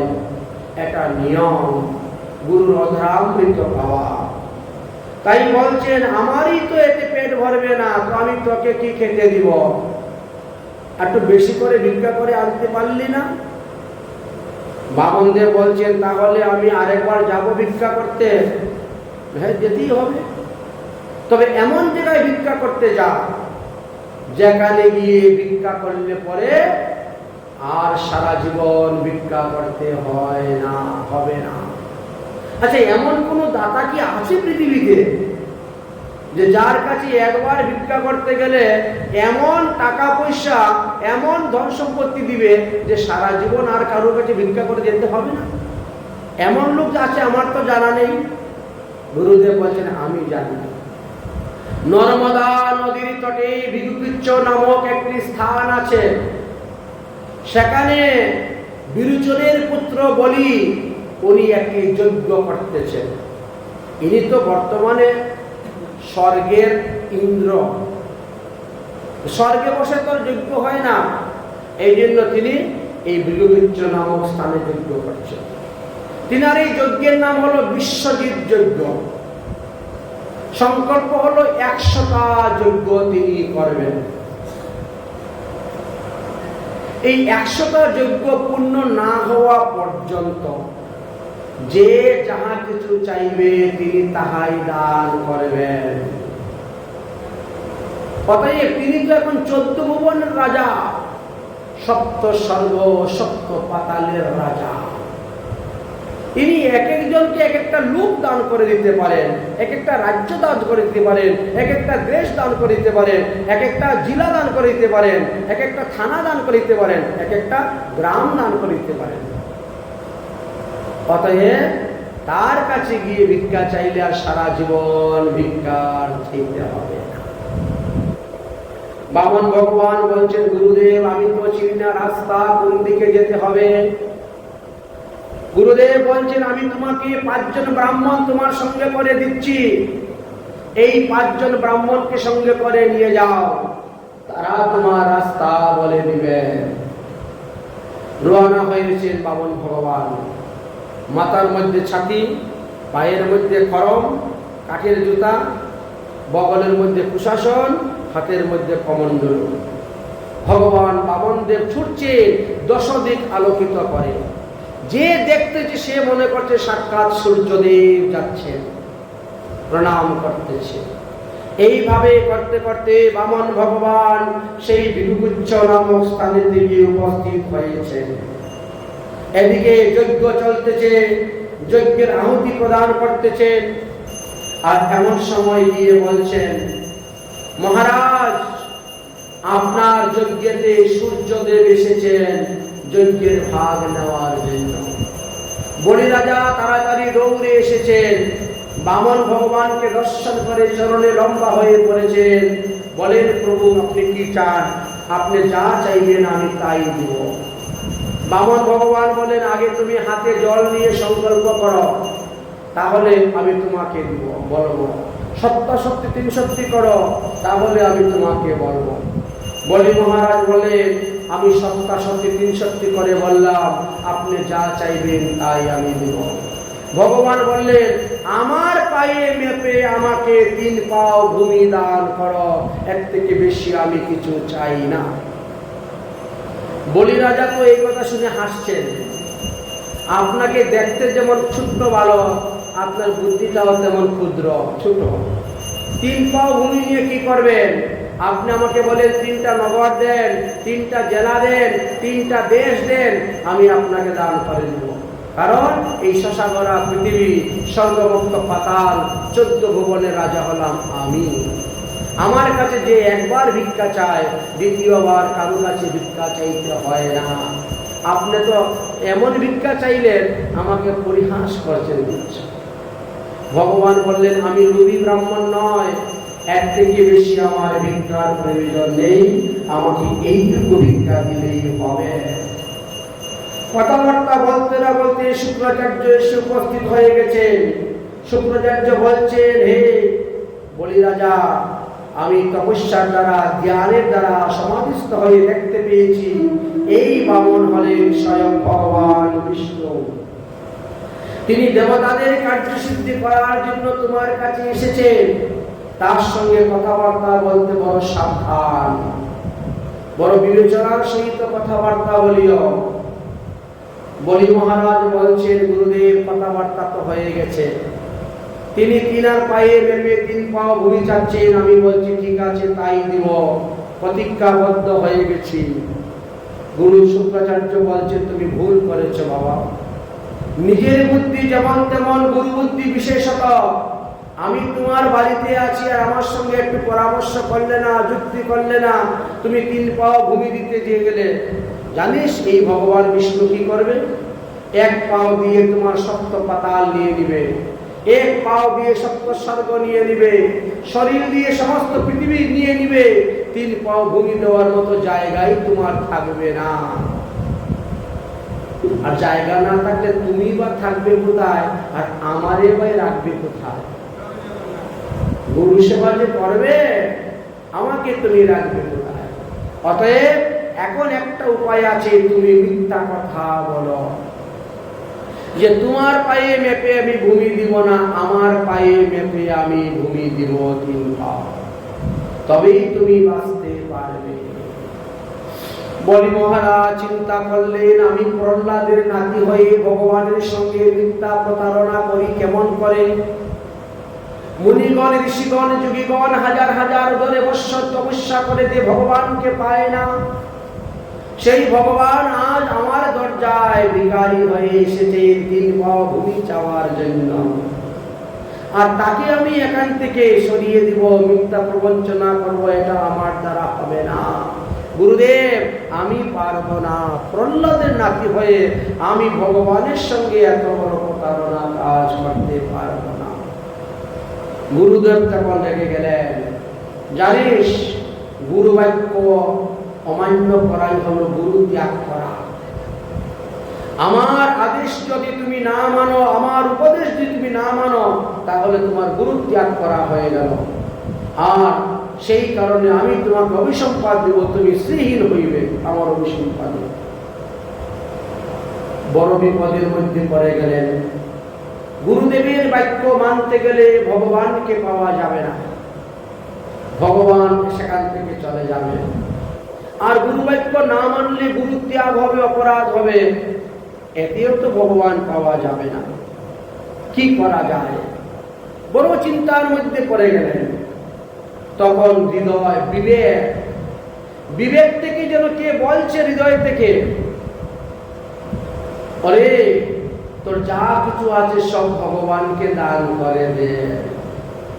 ভগবান তো হলেন জগৎ গুরু, তার উপরে কোনো গুরু নাই। অতএব তাকে তুই সবকিছু দান করে দে, সবকিছু দান করে দে। তুমি আসার সময় কি নিয়ে এসেছো, আর যাওয়ার সময় বা কি নিয়ে যাবে? ভাগ্য কর্ম ফলে তুমি যা কিছু পেয়েছ, তোমার সব কিছু ভগবানকে অর্পণ করে দাও। এতে যদি গুরুদেব রাগ করে চলে যায়, চলে যা। শাস্ত্রে লেখা আছে, অসুর ভাবাপন্ন গুরুকে ত্যাগ করলে কোনো পাপ হয় না। গুরুর বাক্য যদি শাস্ত্রের বাক্যের সঙ্গে মিল না থাকে, সেই বাক্য পালন না করলেও কোনো দোষ হয় না। অতএব তুমি তাই করো, তাই করো। তখন তিনি বললেন, না, আমি 3 পাও ভূমি দিব বলছি, 3 পাও ভূমি দান করব। শুক্রাচার্য তখন রাগ করে তার রাজ্য থেকে চলে গেলেন। অভিসম্পাদ দিলেন, তুই শ্রীহীন হ।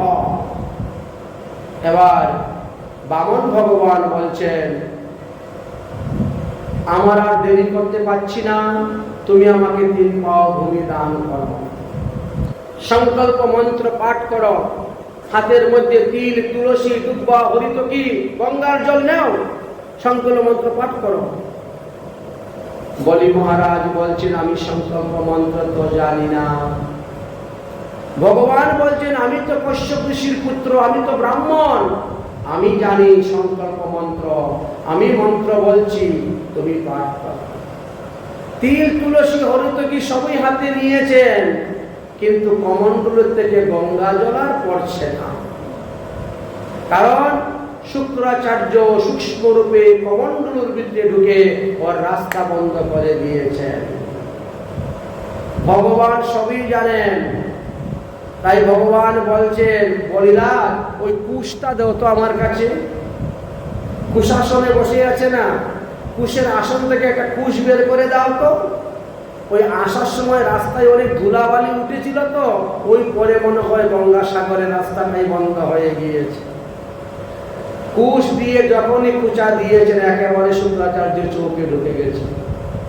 শুক্রাচার্য বেরিয়ে গেছে, প্রভু বড় চতুর তুমি, তুমি আমার একটা চোখ কানা করে দিলে, আমিও কথা দিলাম, আমিও কলিযুগে গিয়ে তোমার ধর্মকে কানা করব।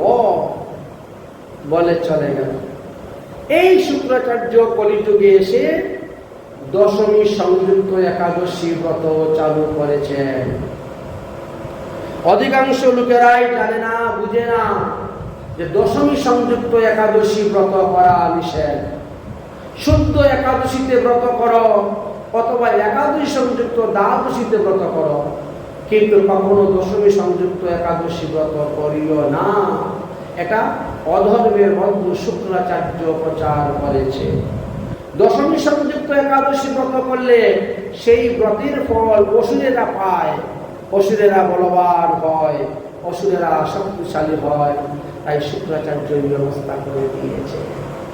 শুক্রাচার্যের মায়ায় মোহিত হয়ে মানুষ এখনো অধিকাংশ লোক দশমী সংযুক্ত একাদশী ব্রত করে যাচ্ছে।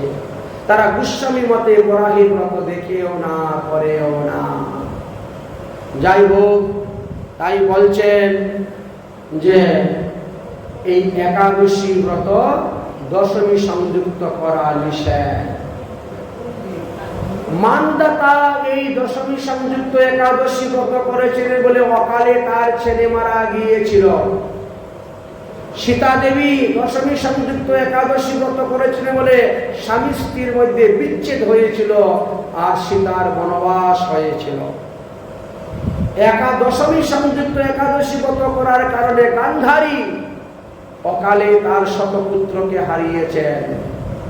এই জন্য দশমী সংযুক্ত একাদশী ব্রত কখনো করতে নাই, শুদ্ধ একাদশীতে ব্রত থাকতে হয়। যাই হোক, 3 পাও ভূমি চেয়ে নিলেন। 1 পাও ভূমি দিয়ে সপ্ত স্বর্গ, 1 পাও ভূমি দিয়ে সপ্ত পাতাল, শরীর দিয়ে সমস্ত পৃথিবীটাকে নিয়ে নেন। 3 পাও ভূমি দেওয়ার মতো কোনো জায়গা নাই বলে তিনি বলিকে বন্ধন করে দিলেন। বলি মহারাজের স্ত্রীর নাম ছিল বিন্দুমালা। সেই বিন্দুমালা দৌড়ে এসেছেন, এসে বলছেন, তোমার মাথাটা ভগবানকে দান করে দাও 3 পাও ভূমি দেওয়ার জন্য। বলি রাজা বলল, ভগবান আপনার 3য় চরণ বের করুন, আমি আপনাকে 3য় চরণের স্থান দিচ্ছি। ভগবানের নাভি হইতে 3য় চরণ বেরিয়েছিল। বলি রাজা তখন তার মস্তক দিয়ে দিলেন, ভগবান তার উপরে চরণ দিলেন। বলি রাজা তার বাক্যকে সত্য করতে পেরেছিলেন। তিনি 3 পাও ভূমি দান করার কথা ছিল, 3 পাও ভূমি দিতে পেরেছেন। তাই ভগবান সন্তুষ্ট। বললেন, বলিরাজ তুমি আমার কাছে বর চাও। বলিরাজ বললেন, তাহলে আপনি সর্বদা আমার দরজার দারোয়ান হয়ে থাকবেন, এটাই আমার বর। যাতে ঘর থেকে বেরোবার সময় আমি আপনাকে দর্শন করতে পারি, ঘর থেকে ঘরে ঢুকতে আপনাকে দর্শন করতে পারি। আপনি সর্বদা আমার দরজায় বসে থাকবেন। ভগবান বললেন, বলিরাজ তোমারই হাজার হাজার লক্ষ লক্ষ অসুর মূর্খদেরকে নিয়ে স্বর্গে থাকতে চাও না? স্বর্গের মতন আমি দ্বিতীয় আরেকটি রাজ্য তৈরি করেছি রসাতলে, সেখানে আমার সঙ্গে 5 জন ব্রাহ্মণকে নিয়ে থাকতে চাও? কোনটা চাও? তুমি যেটা চাইবে সেটা আমি তোমাকে দিব। বলি মহারাজ বললেন, ওই হাজার হাজার মূর্খ অসুর দৈত্য দানব রাক্ষসকে নিয়ে স্বর্গে থাকা চাইতে 5 জন শুদ্ধ সদাচার ব্রাহ্মণ বৈষ্ণবকে নিয়ে রসাতলে থাকা ভালো। তাহলে চলো রসাতলে। এই তো ভগবান স্বর্গরাজ্য নিয়ে নিলেন বলি রাজার কাছ থেকে, আর নিয়ে তিনি মন্ত্রধূম নামক ইন্দ্রকে দান করে দিলেন। ভগবান রসাতলে চলে গেলেন। বলি রাজা রাজত্ব আরম্ভ করলেন রসাতলে। ভগবান বললেন, চিন্তা করিও না বলিরাজ, আগামী 8ম মন্বন্তরে তুমি হবে রাজা, তুমি হবে দেবরাজ ইন্দ্র। তুমি 1 মন্বন্তর কাল পর্যন্ত স্বর্গে রাজা হয়ে রাজ্য সুখ ভোগ করবে। আশীর্বাদ ভগবান তাকে দিয়ে দিলেন আর চলে গেলেন রসাতলে। সেই সময়ে রাবণ এসেছিল দিগ্বিজয় করার জন্য, যুদ্ধ করার জন্য বলি রাজার সঙ্গে। ভগবান বামনদেব বলল, এরে রাবণ, আগে দারোয়ানের সঙ্গে যুদ্ধ কর। দারোয়ানের সঙ্গে যুদ্ধ করে জয়লাভ করতে পারলে ভিতরে যাবে, রাজার সঙ্গে যুদ্ধ করবে। বামন ভগবানের সঙ্গে যুদ্ধ হয়েছিল। বামন ভগবান এমন যুগে লাঠি দিয়েছিলেন যে লঙ্কাতে আবার গিয়ে পড়েছিল রাবণ। চিন্তা করলো, যার দারোয়ানের শরীরে এত শক্তি, না জানি সেই রাজার শরীরে কত শক্তি আছে। আর দ্বিতীয়বার এদিকে আর তাকাই নেই, রাবণ আর আসে না। এদিকে মা লক্ষ্মী বসে বসে চিন্তা করছেন। স্বর্গরাজ্য আনা হলো, মন্ত্র ধ্রুম নামক ইন্দ্রকে দেওয়া হলো, তথাপিও এখনো কোনো আমার প্রভু বৈকুণ্ঠে ফিরে আসছেন না। দেবতাদের কার্যসিদ্ধি হয়ে গেছে, কিন্তু আমার প্রভু কেন বৈকুণ্ঠে ফিরে এখনো আসছেন না? দেবর্ষি নারদকে বললেন, কি ব্যাপার? তুমি তো ভগবানের সমস্ত লীলা জানো। ভগবান যে কার্যসিদ্ধি করার জন্য অদিতির পুত্র বামন রূপে অবতীর্ণ হয়েছিলেন, সেই কার্য তার সাধন হয়ে গেছে, তথাপিও প্রভু কেন বৈকুণ্ঠে ফিরে আসছেন না? নারদ মুনি বললেন, মাগো, যদি কেউ কারু সর্বস্ব হরণ করে নেয়, তবে সে তার কাছে ঋণী হয়ে যায়। আমার প্রভু বলিরাজার সর্বস্ব হরণ করে নিয়েছিলেন বলে তার কাছে তিনি ঋণী হয়ে গিয়েছেন। দান গ্রহণ করা ভালো, কিন্তু সম্পূর্ণ গ্রহণ করতে নাই। দেখবেন কোনো কোনো ভিখারি আছে, আপনি যখন চাউল ভিক্ষা দিচ্ছেন, দুটো চাউল রেখে দিয়ে চলে যায়, সম্পূর্ণটা নিবে না, ওটা চাউল আবার ওর মধ্যে রেখে দিয়ে চলে যায়, কারণ সর্বস্ব গ্রহণ করতে নাই। সর্বস্ব যদি গ্রহণ করেন তাহলে ওর কাছে আপনি ঋণী হয়ে যাবেন। কিন্তু ভগবান তো সর্বস্ব হরণ করে ঋণী হয়ে গেছেন, তাই তিনি ভক্তের ঋণ শোধ করার জন্য ভক্তের দরজার দারোয়ানগিরি করে পাহারা দিয়ে কাজ করতেছেন। আজ বলিরাজার সিকিউরিটি গার্ড স্বয়ং ভগবান, তারে মারতে কে পারে বলেন তো? হ্যাঁ, চিন্তা করছেন কিরকম ভক্ত ভগবানকে ঘরের দরজা দারোয়ান বানিয়ে রেখে দিয়েছে। লক্ষ্মী দেবী তখন কি করলেন? এই যে লাল হলুদ সুতা, এরকম লাল আর হলুদ রঙের সুতা নিয়ে গিয়ে উপস্থিত হয়েছে। সুন্দর এক নারী রূপ ধারণ করে রসাতলে বলিরাজা রাজ্যে উপস্থিত। দাদা, দাদা গো, ও দাদা, ঘরে আছো নাকি? তখন বেরিয়েছেন বলিরাজ। কে গো, কে তুমি? আমাকে দাদা দাদা বলে ডাকছো? তুমি আমার কোন বোন? আমি তোমাকে চিনতে পারছি না। আমাদের তো বোন অনেক রকম হয়, কাকাত্ম বোন, জ্যাঠাত্ম বোন, মামাত্ম বোন, পিসাত্ম বোন, মশাত্ম বোন, হ্যাঁ, আবার তালতো বোন আরেকটা আছে নাকি, অনেক। সেটা তো চিনতে পারছি না, তোমাকে তো আমি কখনো দেখি নাই, অথচ তুমি আমাকে দাদা দাদা বলে আসছো। বলো তুমি কি চাও? আরে আমি কিছু চাইতে আসি নাই, আমি এসেছি তোমার হাতে এই সুতাটা পরাতে। লাল হলুদের সুতা, এই সুতা করলে কি হয়? আরে এই সুতা যতক্ষণ আপনি পরবেন, এই হলুদ সুতা হলো বৃহস্পতিকে স্ট্রং করে, গুরু, গুরু কৃপা, গুরু শক্তি বৃদ্ধি পায়। গুরু যদি কারোর উপর শুভ দৃষ্টি করেন, তাকে তো কেউ কোনো ক্ষতি করতে পারে না। এই জন্য হলো এই হলুদ সুতা। লাল হলো মঙ্গল আদি গ্রহগণে অশুভ গ্রহকে নাশ করে। মঙ্গল গ্রহ অশুভ হলে কি হয়? মানুষের দুর্ঘটনা হয়, অ্যাক্সিডেন্ট হবে, রক্তপাত হবে, নানা রকমের রোগ ব্যাধি হবে। এই জন্য আমি এই লাল হলুদ সুতা নিয়ে এসেছি। তোমার এই হাতে আমি বেঁধে দিব। যতক্ষণ পর্যন্ত তোমার হাতে লাল হলুদ সুতা থাকবে, ততক্ষণ পর্যন্ত বৈকুণ্ঠের লক্ষ্মী দেবী অচলা হয়ে তোমার ঘরে থাকবেন। তোমার কোনো আপদ বিপদ, রূপ সুখ ব্যাধি হবে না। গুরু কৃপা, গুরু শক্তি তুমি লাভ করতে পারবে। তাই নাকি? আচ্ছা, এমন জিনিসটা কে ছাড়ে? দেও তাহলে। লক্ষ্মী দেবী বলছেন, আজকে খুব ভালো দিন, আজকে খুব ভালো দিন। আজকে হলো ঝুলন পূর্ণিমা। আর এই ঝুলন পূর্ণিমাকে আমরা কি বলি? রাখি পূর্ণিমা বলা হয় না? ওই সেই দিন মা লক্ষ্মী বলিরাজার হাতে এই সুতা বেঁধে দিলেন, যেন বদ্ধ বলিরাজা দানবেন্দ্র মহাবল, তেন অনুবদ্ধামি তাম রক্ষম মা চলো মা চলা বাঁধে দিলেন।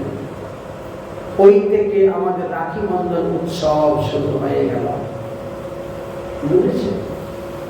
এবার বলিরাজা বলছে, তুমি তো আমার অনেক উপকার করলে,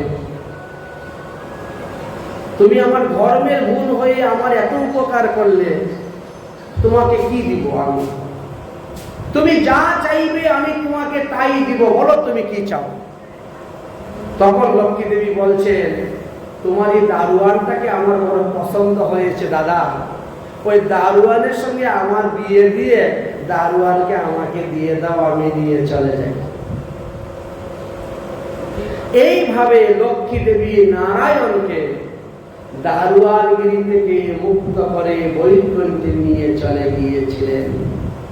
এই স্থানে আমরা বলি বামন সংবাদ বিশ্রাম দিচ্ছি।